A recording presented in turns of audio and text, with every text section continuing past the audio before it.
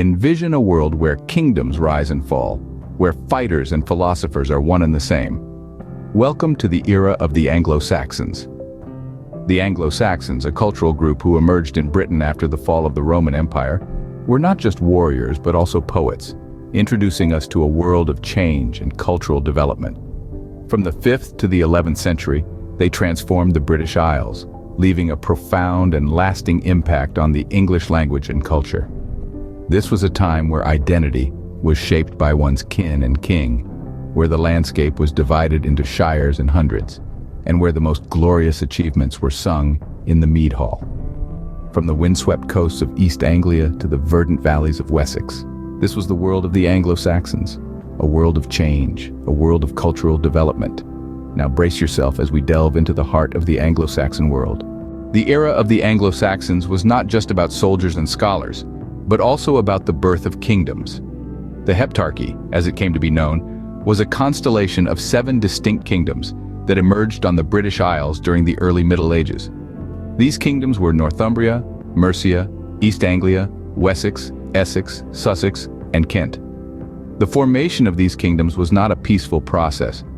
It was characterized by power struggles, alliances, and conflicts that would shape the course of history. Northumbria, for instance, was born out of the unification of 2 smaller kingdoms, Bernicia and Dara, whose rulers often clashed for dominance. This was a common theme across the Heptarchy, as kings and chieftains vied for power and territory. Mercia, on the other hand, grew into a formidable power under the rule of King Penda, who was known for his military prowess and strategic alliances. He managed to keep Mercia independent from the encroaching influence of Northumbria, ensuring its survival and prosperity. Meanwhile, down south, the Kingdom of Wessex was biding its time. It would later rise to prominence under the rule of Alfred the Great, becoming the dominant force in Anglo-Saxon England. Alfred's reign marked a turning point in the history of the Heptarchy, as he successfully defended his kingdom against Viking invasions and began the process of unifying the various Anglo-Saxon kingdoms.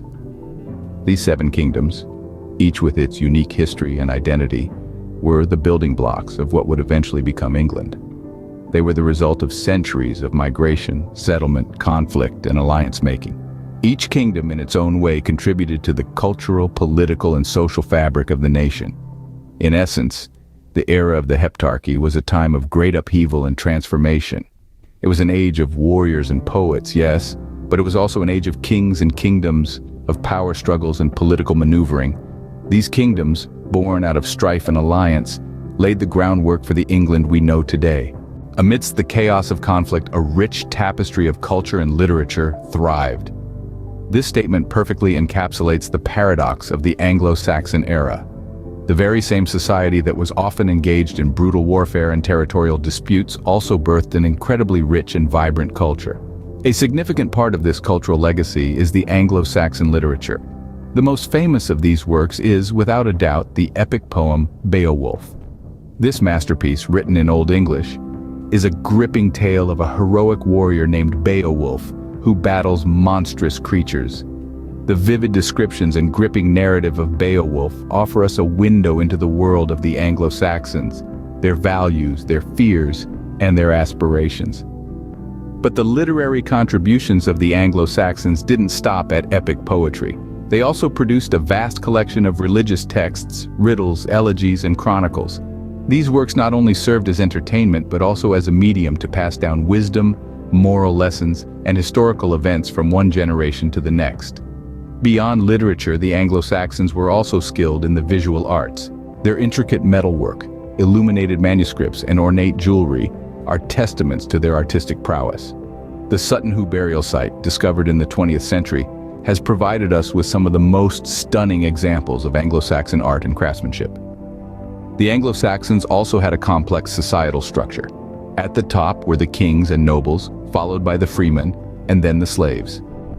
This hierarchy was not just a social order, but also a legal structure, with laws and rights differing significantly across the different strata. Religion, too, played a vital role in shaping the Anglo-Saxon culture. The transition from paganism to Christianity brought about significant changes in their society, influencing everything from their laws to their art.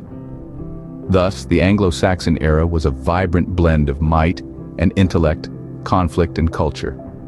It was a time of great contrasts where the harsh realities of warfare coexisted with a deep appreciation for art, literature, and societal order. All great stories must come to an end, and so did the era of the Anglo-Saxons. The 10th century saw the dawning of a new age, a seismic shift that would forever change the course of England. The year was 1066, a year etched in the annals of history, marked by the Norman conquest. William the Conqueror, with his Norman forces, stormed the shores of England, putting an end to the Anglo-Saxon reign. But the end was not a full stop.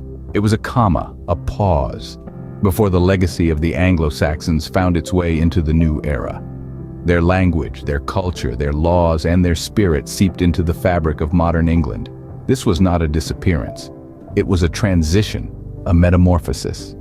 The era of the Anglo-Saxons may have come to an end, but their influence is all around us, and just like that, the era of the Anglo-Saxons came to a close, but their legacy lives on. The Anglo-Saxons, from kings to commoners, left an indelible mark on history. They emerged as a blend of tribes, forging kingdoms that would shape the British Isles in ways still visible today. Their society was richly diverse, from the heroic warrior culture reflected in epic poems like Beowulf, to the intricate craftsmanship seen in the Sutton Hoo treasures. Their political landscape was no less remarkable. Kings and chieftains, through a blend of might and wisdom, created systems of governance that laid the groundwork for modern parliamentary democracy. These were not just warriors, but statesmen who understood the value of law and order. Yet their era was not to last. The arrival of the Normans marked the end of the Anglo-Saxon age, but the impact of their culture, politics, and society continues to reverberate through time.